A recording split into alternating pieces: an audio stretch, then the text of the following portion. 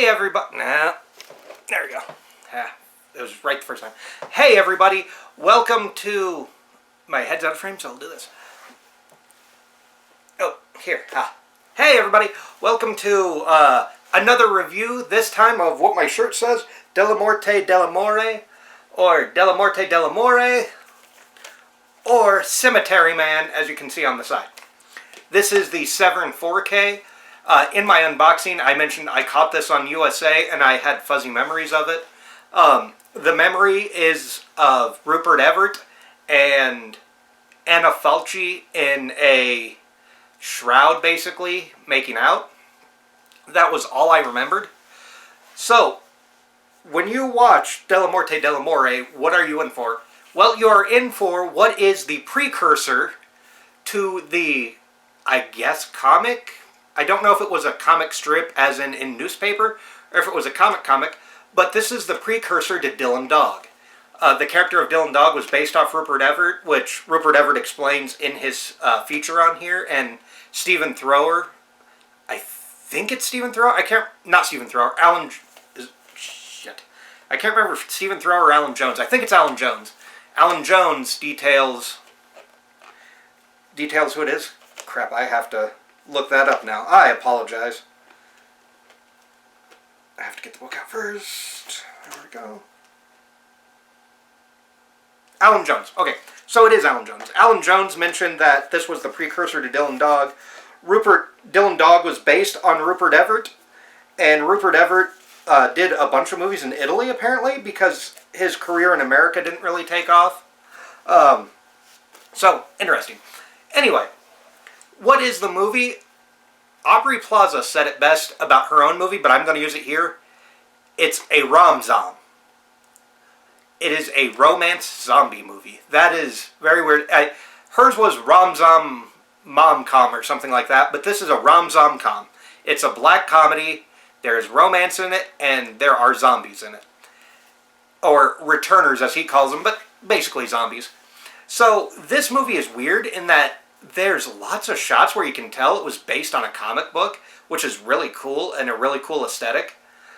There's twists and turns that I didn't see coming. There's also a weird ick factor with Nagi, I think is the name. And if I'm struggling with that, and you're like, why are you struggling with a name that's kind of that simple? Well, the problem is he looks similar to Nardole from Doctor Who. Like, he looks like Matt, I can't think of the guy's last name now, but the guy that was on Little Britain, Matt Lucas. He looks similar to Matt Lucas in looks and stature, and looks very similar, so I kind of, both names start with N, so Nagi, Nardole, I kind of flip back and forth between those. His real name is Nagi in this, not played by Matt Lucas, but Nagi is the sidekick. So what is it about? It's about Francesco Dellamorte is a caretaker at a graveyard where after 7 days people return from the grave. That's not a spoiler. That's actually in like the first 5 minutes of the movie. Nagi is his assistant, is the best way to describe it.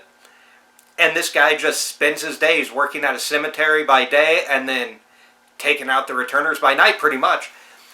It's not as gruesome as I would have thought.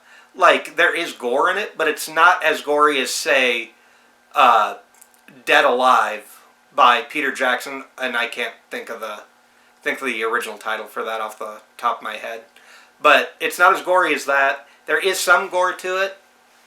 There is nudity in it. There is also a subplot where Nagi falls in love with, I think, a 14 or 16-year-old girl, which is kind of ick.